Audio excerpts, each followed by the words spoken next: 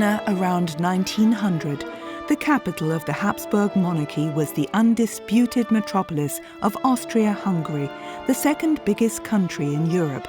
With 2 million inhabitants, Vienna was the world's 5th largest city. At the turn of the 20th century, Vienna was in many respects a glittering and incredibly appealing city, a virtual magnet for migrants. It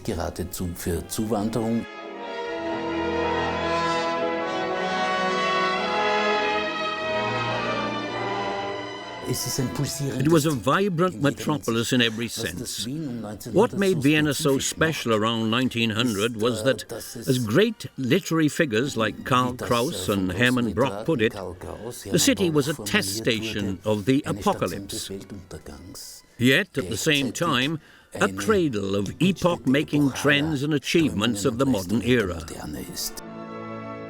People flocked to the imperial city from all parts of the monarchy. In May 1906, a 17-year-old youth from Linz also made his way to Vienna. He was overwhelmed by the size and splendour of the city's Ringstrasse. He had quit secondary school in Steyr. He had no job and had come to the capital in search of artistic edification.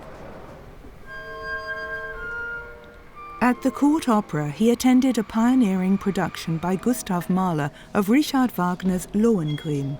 But Adolf Hitler had to go back to the extremely provincial town of Linz.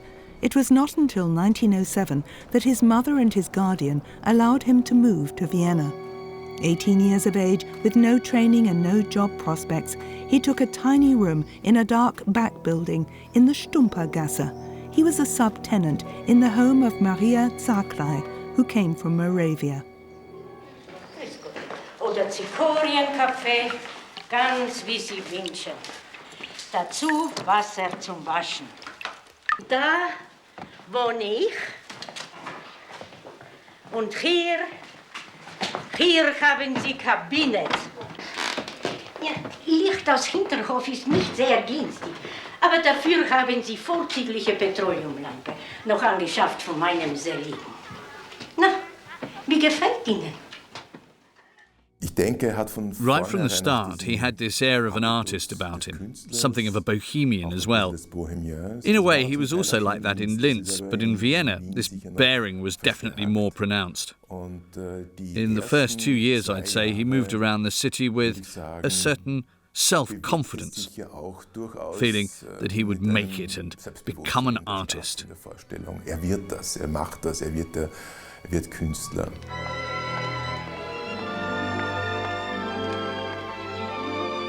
The Vienna Academy of Fine Arts on the Schillerplatz. The 18-year-old applied for entry by presenting drawings he had brought from Linz. He was convinced that he would be accepted at the academy. His greatest desire was to become an artist. Not for a second did he doubt his abilities, but he had massively overestimated his talent. His sample drawings did not meet the Academy's high demands. He had faithfully depicted buildings and landscapes, but none of his works portrayed even a single person. Professor Christian Griepenkerl, who came from Oldenburg in Germany, turned down Hitler's application. Der Mappe ist nichts, was darauf hindeuten würde, dass Malerei ein Ausdrucksmittel ihrer Person sein könnte. Lassen Sie es besser. In his report, Professor Griepenkerl simply noted, "Sample drawing unsatisfactory, too few heads." This rejection was a bitter blow for the 18-year-old. He had no plan B. Basically, the young man had no clear idea of what direction he wanted to take. He often spoke of becoming a painter, but it's obvious that he was subject to a wide range of artistic influences. If we're to believe his contemporaries, the way he collected themes and dealt with material was extremely uncoordinated. In addition to music, he concentrated heavily on painting, but also on architecture. So it's quite clear that focusing solely on painting at the Academy of Fine Arts just wouldn't work out. Adolf Hitler made a second attempt, but he was not even invited to provide a sample drawing. Fascinated by the glamour of the city, the school dropout had no desire to return to bourgeois Linz. It would be an admission of his failure and his inadequacy. he spent hours wandering around on the Ringstrasse. The neo-Greek Parliament building fascinated him. He too wanted to build and to plan. Full of enthusiasm, he sent postcards to his only friend, August Kubitschek, in Linz. Hitler wanted his fellow opera fan to move to Vienna. A music lover and apprentice decorator, Kubitschek was the only person Adolf had contact with. He fantasized, seeing himself not so much as an architect who really built things, but I think as someone who could redesign entire cities, someone who thought in vast dimensions. This is clearly indicated by his idea of completing the Imperial Forum, of extending the Imperial Palace, which to this day has never been enlarged, of creating a new Imperial Palace, so to speak. He told his friend Kubitschek that this fascinated him. It would create a parade square of incredible size. The unfinished Imperial Forum became the Heldenplatz. Hitler now wanted to become an architect, or at least a master builder. Once again, he applied for admission to the academy.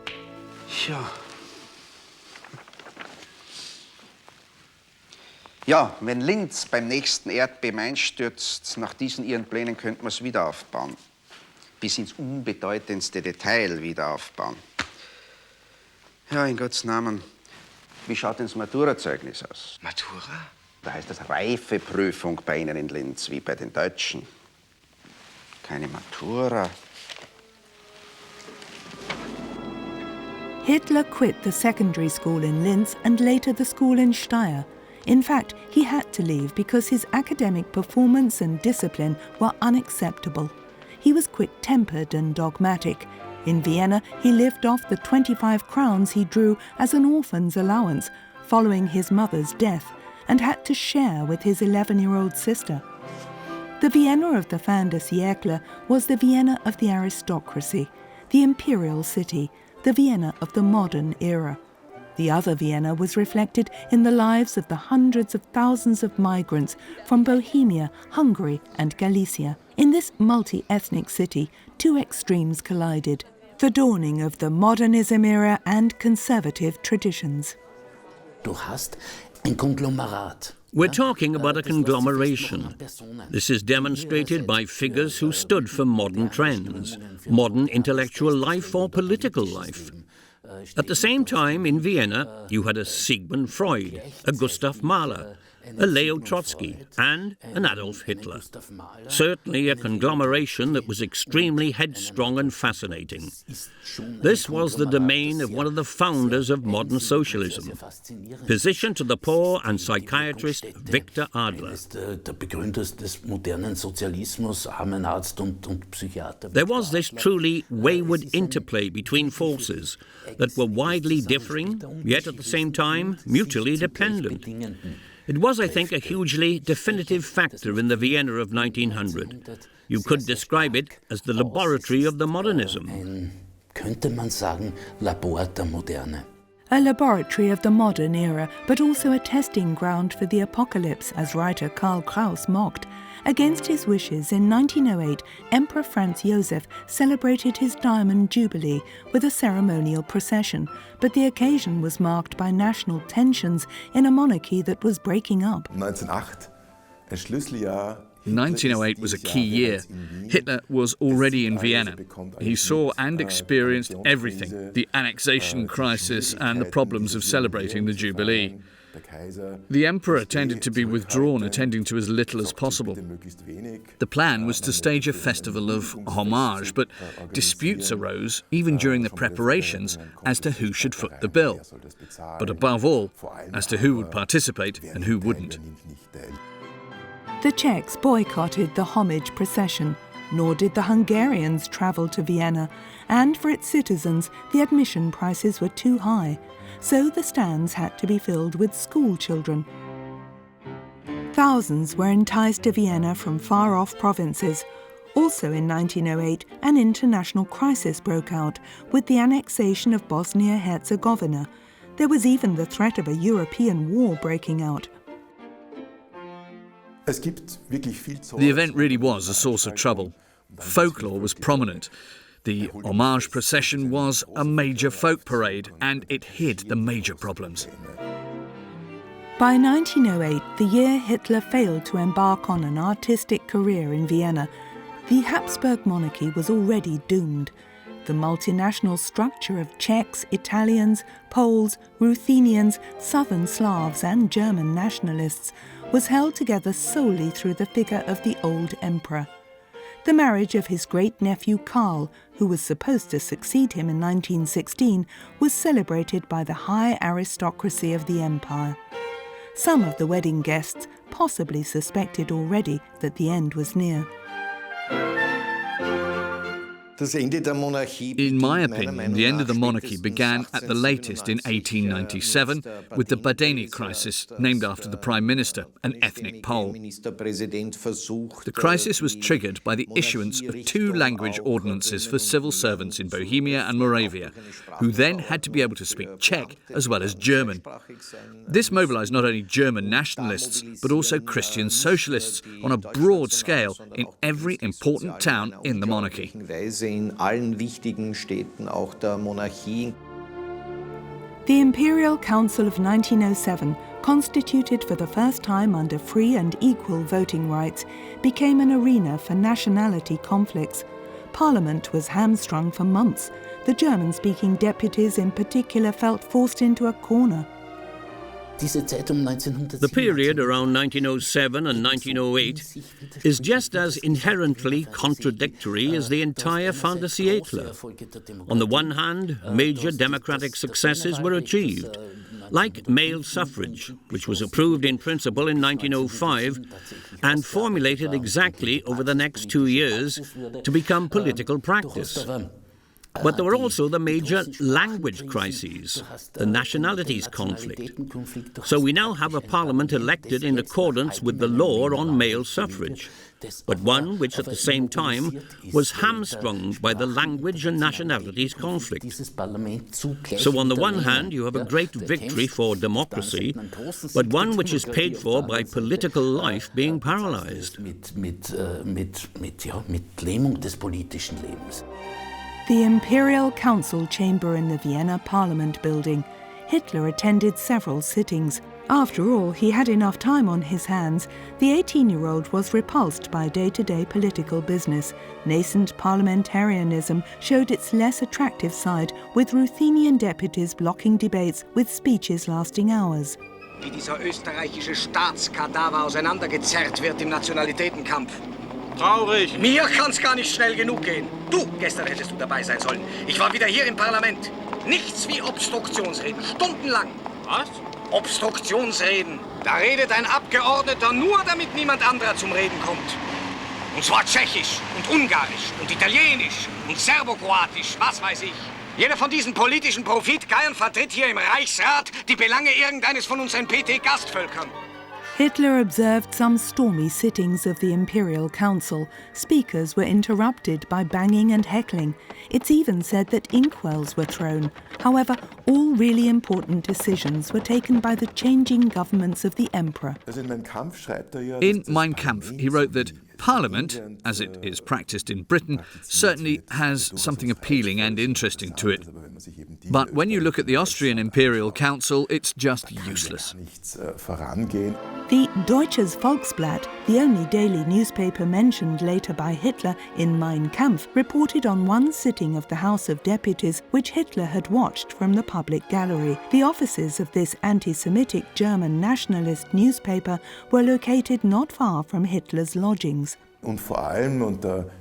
Naturally, he supported the radical German nationalists and said that through the new law establishing universal suffrage, the German nationalists have lost influence. How can that be? After all, they are the constitutive people. They are the ones who generate the lion's share of the tax yield, so they ought to be the ones taking the decisions. With some 70,000 inhabitants, in 1908 Linz was a provincial town characterised by small-scale enterprises. It had a tobacco factory, breweries and an army barracks, but as yet no major industry. Hitler's family lived in a lower middle class area. In Linz, German nationalist sentiments were prevalent everywhere. The resentment of the German populace was directed first and foremost at their neighbours to the north, the Czechs. Where German nationalism is concerned, I think that Adolf Hitler was heavily influenced by the atmosphere in Linz. There was no alternative. People in his environment were all either German liberals or already confirmed German nationalists. And according to Lueger and other sources, even in Linz he already had contact not only with moderate and liberal German nationalists or liberal forces, but also with radical German nationalist elements.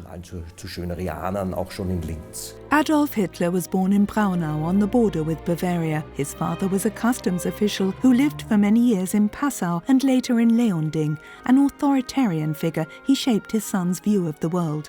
Alois Hitler, his father, was also a German nationalist. In addition to his job, he also acted as party secretary to the German nationalists in Leonding. First and foremost, young Adolf experienced love from his mother, Clara, and cared for her in the final months of her battle against cancer. Only 2 class photographs from his childhood have survived. Little Adolf is seen on both on the back row. After junior school, Hitler attended the Imperial Secondary School in Linz. Although he was not an unintelligent child, he still had to repeat his first year. He had trouble fitting in. When playing cowboys and Indians, he tried to boss the other children about.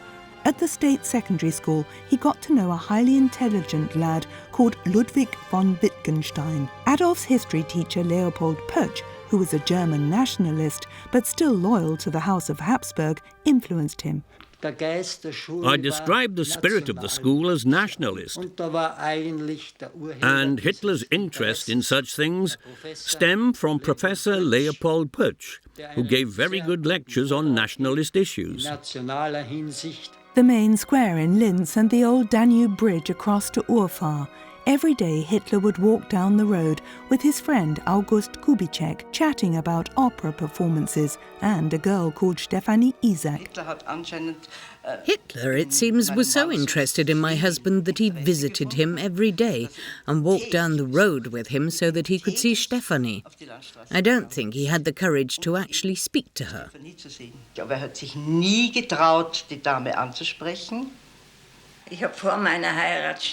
My maiden name was Stefanie Isaac. I lived in Urfahr next to the bridge. I would often walk down the road with my mother, but never on my own. I can't remember ever having seen anyone called Adolf Hitler. But one day I did receive a letter from someone who said he was going to the Academy of Art in Vienna. It said that afterwards he would come back to Linz and marry me. The letter didn't make any impression on me.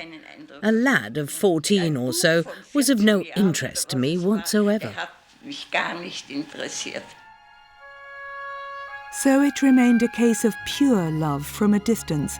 The 2 boys saw the girl, accompanied by her mother, nearly every afternoon. But that was it. Young Adolf never spoke to her, yet he believed that she loved him. It was the sublime, pure love he knew from the operas of his idol, Richard Wagner. Debate at the universities was being influenced more and more by German nationalist groups. The originally nationalist liberal fraternities had become increasingly radical. Finally, Jewish fellow students were excluded. What took place in the fraternities? Students revelled in the Germanic myths and the feeling of solidarity with the Germans. And I'd say, because there was nothing like it in the German Empire itself, there was this attitude of, we are showing that we are Germans, and we are excluding the Jews because they are un-German.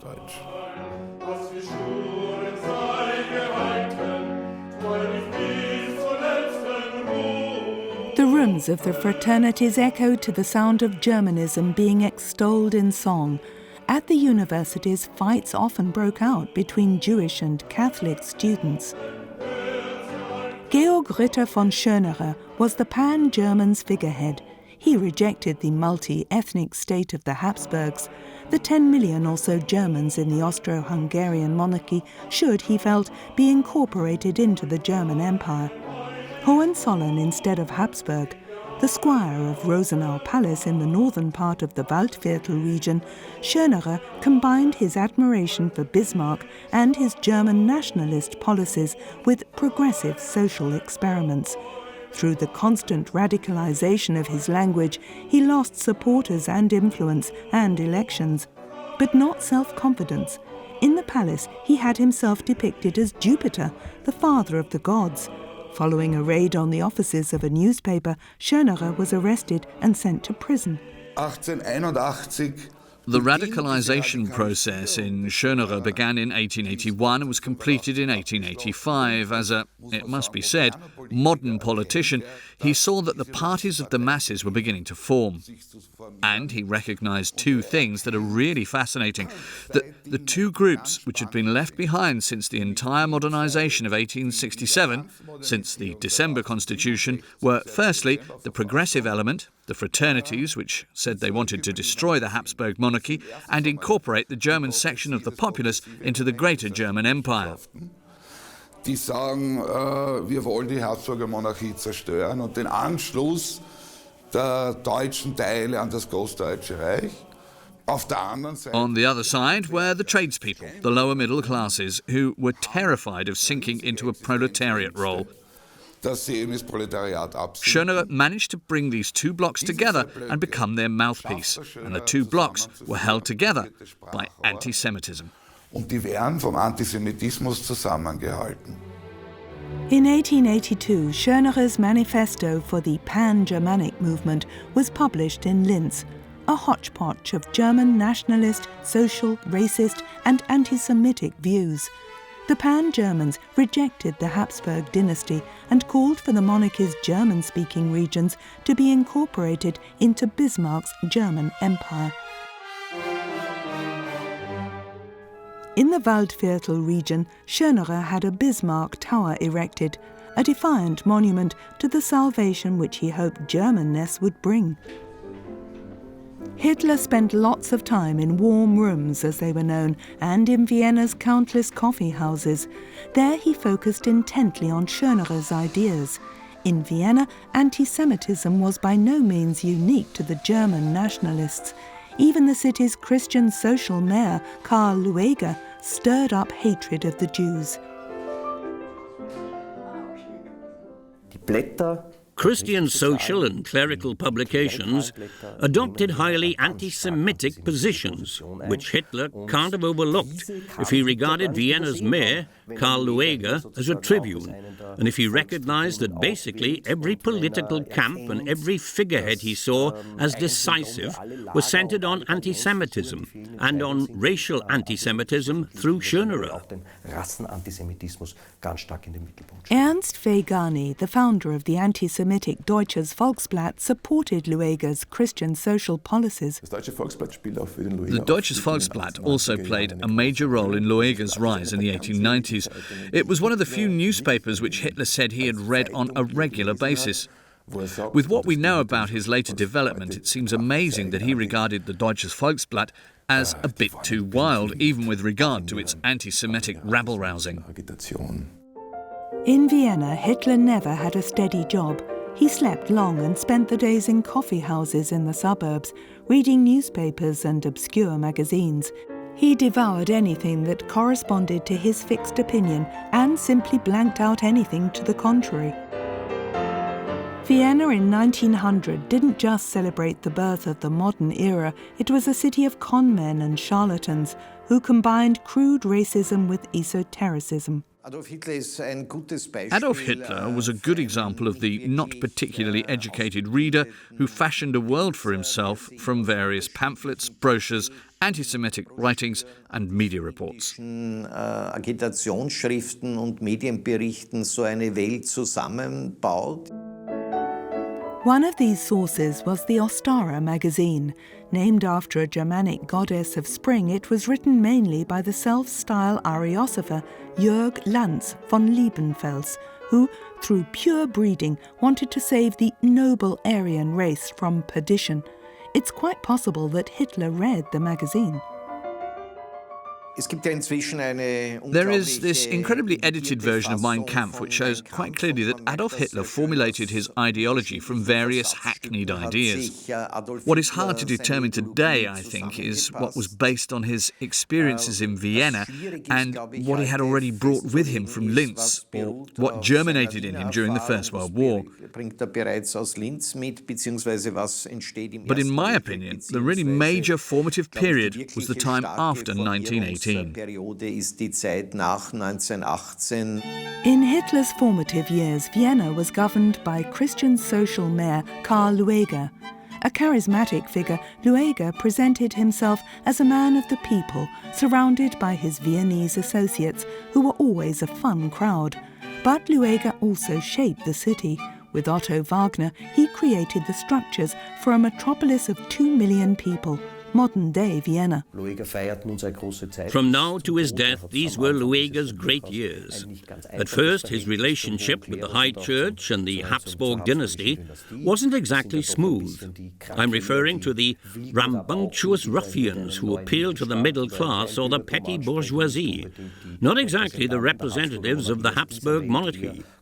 It was this period that produced Lueger and racial anti-Semitism, or at least pronounced anti-Semitism in various forms. Preparations at Lower Austria's House of History of an exhibition entitled The Formative Years of a Dictator. Karl Lueger was an important role model for young Adolf. In his populist rhetorical style, Lueger focused on the ordinary artisan's fears of social relegation. Under him, the Christian socialists became the mass party of the little man. Hitler regarded Lueger as the greatest German mayor of all time. He derived his anti-Semitism from Schönerer, but he criticized both men. Lueger, he argued, is a genius. He has identified the soul of the masses, but his anti-Semitism is not honest. After all, he doesn't do anything. Schönerer's anti-Semitism, on the other hand, is honest, but he has no idea of the soul of the masses. The logical conclusion from this, of course, was for the two to be merged, to create a great leader figure, a Führer. It was at the opera that the 20-year-old Adolf found great symbolic leader figures. The director of the court opera, Gustav Mahler, and his scene designer, Alfred Roller, revolutionized performance practice. They produced Wagner's Tristan and Isolde as a synthesis of the arts, creating illusory spaces that had never been seen before. Together with his friend Kubitschek, Hitler often went to the opera several times a week. Hitler, remember, wasn't Wagner's only fan. First and foremost, Wagner really did offer pubescent young men who were somewhat disappointed with life and unhappy in other ways a large number of possibilities for connecting. Wagner was seen as this child prodigy who had always had to struggle through against a hostile environment. Someone who was always in financial difficulties with some creditor or other after him. A revolutionary who in 1848 risked his career in support of a good cause. Geldnot permanent, irgendwelche Gläubiger, die auf den Fersen sind. Ein Revolutionär, der 1848. This was a figure Hitler could not only really relate to, but someone whose life he felt reflected much of his own problematical biography. Problematischen Biografie auf einmal wiedergesehen hatte. The staircase at the Vienna Court Opera. For Hitler, it was the ascent to a sanctuary. Watching Richard Wagner's operas from his standing place, he felt this exaltation of noblest humanity. Wagner's music had a greater political impact in Vienna than in Bayreuth.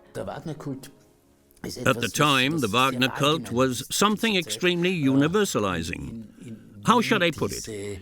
In Vienna, there was a heroization and asceticization of all things German.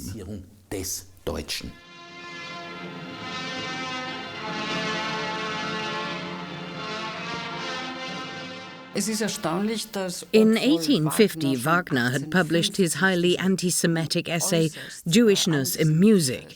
Even though some time had passed since then, it is nonetheless amazing that he was still received and even feted in Jewish circles in Vienna. In my opinion, at the time, anti-Semitism had not yet been precisely formulated. People were not fully aware of the large number of levels at which anti-Semitism found expression. The director of the court opera, Gustav Mahler, was a Jew, and many opera-goers belonged to Vienna's Jewish upper class. They too listened to Wagner. It was obvious that Wagner's music held a clear political message. Over and above his writings, his entire program was German. Heroism, ancient German myths, Germanness. It all fitted in perfectly with the time. Hitler wanted an opera that Wagner had planned but never written. At this time, August Kubitschek was already studying at the conservatory and had heard of just such a Wagnerian project. In Kubitschek's estate, notes for an opera written by Adolf Hitler were found. Wieland the Smith was intended to complete Richard Wagner's work. Such arrogance. The few notes we have consist of a grand introduction that is reminiscent of Wagner. The music has a touch of mythomania and is rather lavish.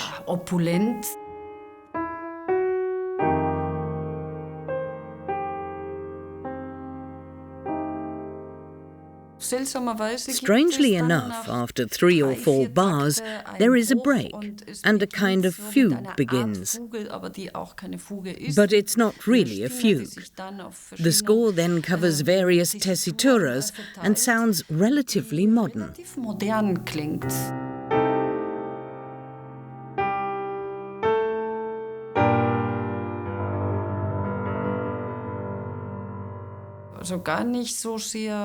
So it's not so much 19th century Wagner as the sound of a new form of musical expression.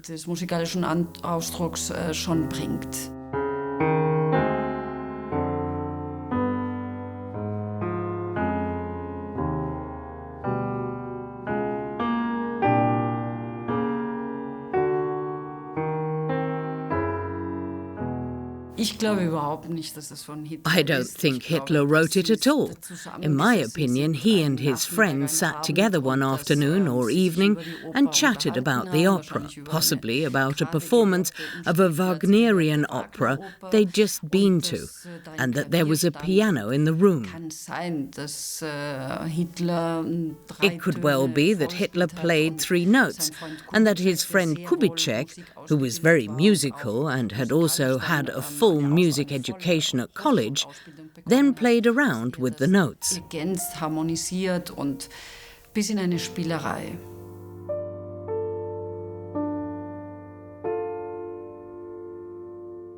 Hitler said, "I'm brilliant. Just like I can rebuild cities, I can, of course, also complete an opera by Wagner."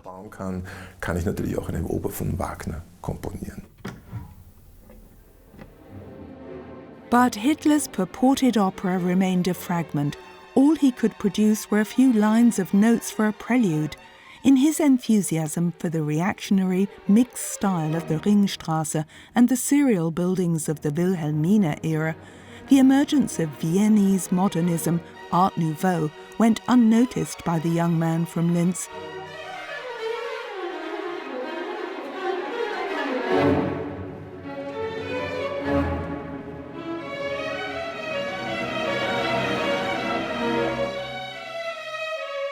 Hitler, the supposed artist, rejected the great artists of his day. He never saw the paintings of Gustav Klimt. He did not visit the Great Art Exhibition of 1908, at which Klimt's The Kiss went on display for the first time.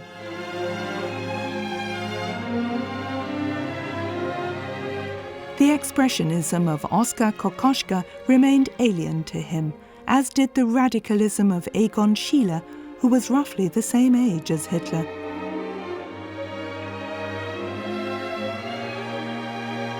Equally alien to him was the music of Gustav Mahler, the work of Alma Mahler and Arthur Schnitzler, the salon of Bertha Zuckerkandel, Freud and Loos.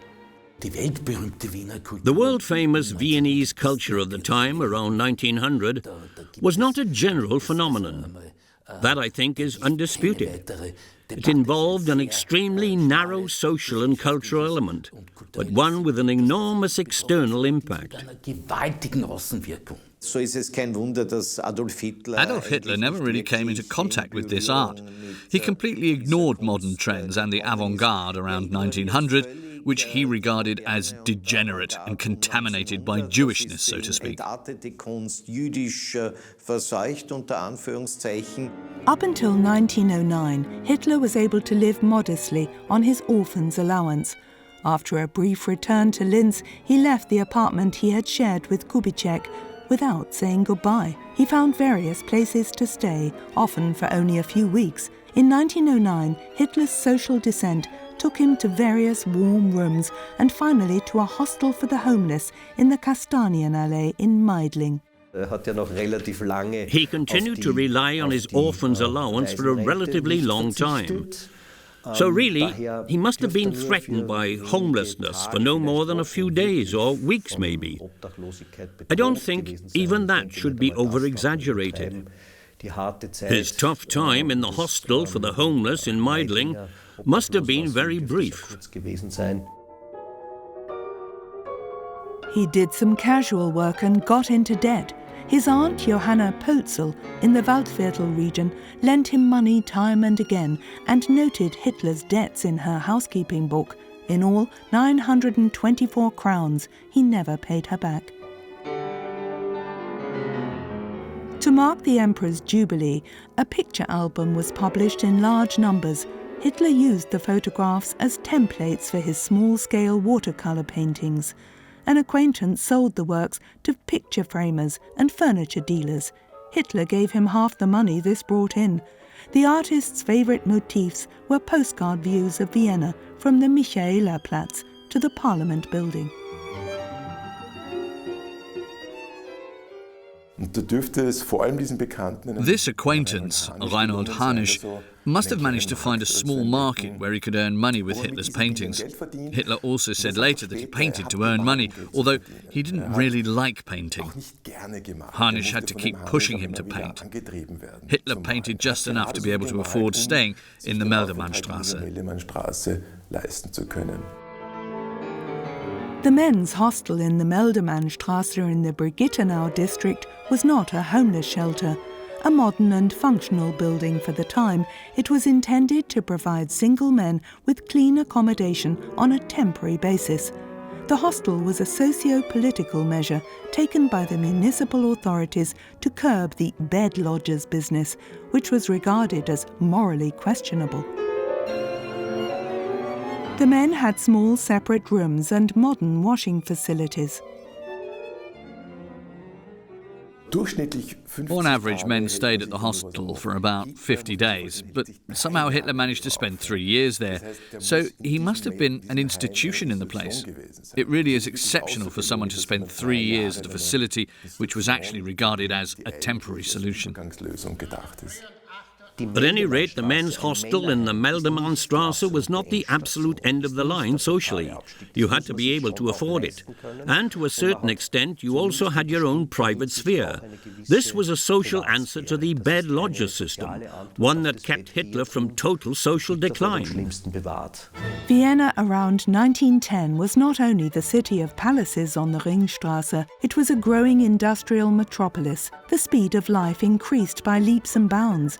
Hundreds of thousands flocked to the capital to seek work in its factories. But despite the apartment blocks going up, there was still a massive housing shortage. It was at this time that a new social class emerged, that of the industrial worker. The unfettered market liberalism in the period from 1860 to 1900 spawned new political forces in the form of the trade unions and the Social Democrats.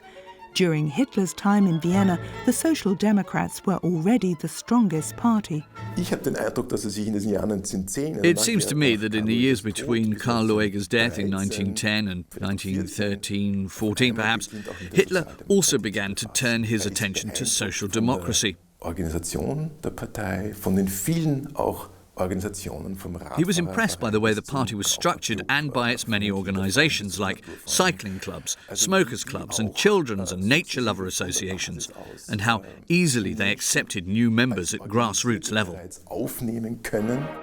But Hitler never embraced social democracy, which was developing into a mass movement. He despised its officials, who were very often Jewish, and the internationalism of the Workers' Party. At first, the demonstrations and the marches horrified him. He used, I think, the metaphor of a glowing worm slithering into the city centre, an endless dragon coming in from the suburbs. He never forgot the Social Democrat agitators. He hated them all his life. But shining through this rhetoric of hatred, there is, of course, something that I would perhaps describe as a kind of fascination. As an artist manqué and the son of a civil servant, he thought he could feel superior to others. He never became part of a city he admired, yet rejected as an ethnic barbel. Vienna as it saw itself in films of the day, the delights of the Prater and the bliss of the wine taverns, recreational pleasure and physical enjoyment. Women self-confidently donning bathing gear. This was not Hitler's world. He was unbelievably shy, never in the crowd, but only ever above it, so to speak. Shades of his childhood and early adolescence when, it is said, he always had to be the leader, and if he wasn't, he was totally offended and sulked. In 1914, society was still so stabilised that it offered little scope for people like him. After the First World War, things were different. Then, in such a disturbed, disoriented, frustrated and angry society, it was possible for someone to suddenly become powerful, someone who had these unique mental prerequisites, someone who first and foremost was actually a great hater.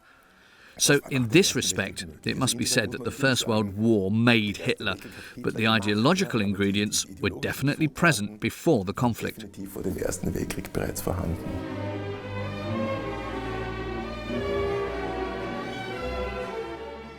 He didn't belong at all because he was on the outside. He was a failure. He was the school dropout. He was misunderstood, or he stood above the rest of the population. In some perhaps half-baked form or another, this is something he must have turned over in his mind at a very early stage.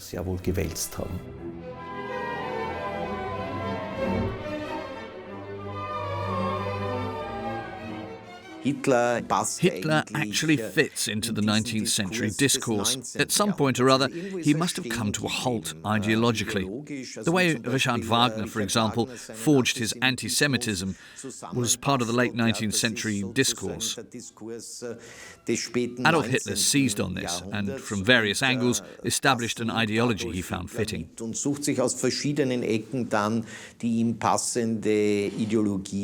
The hackneyed ideas were there. Hitler said that himself. Hitler schreibt es selber.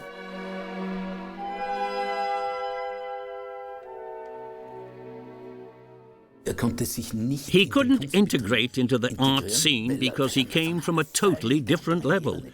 He simply didn't understand that, nor was he capable of understanding it.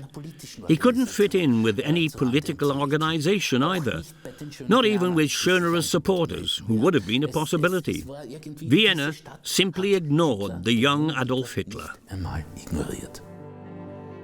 Vienna before the First World War was an imperial metropolis which had long since become a laboratory of modernism. A young man from the provinces had failed in it, and because of it. With his share of an inheritance in his pocket, he was finally able to leave Vienna, frustrated.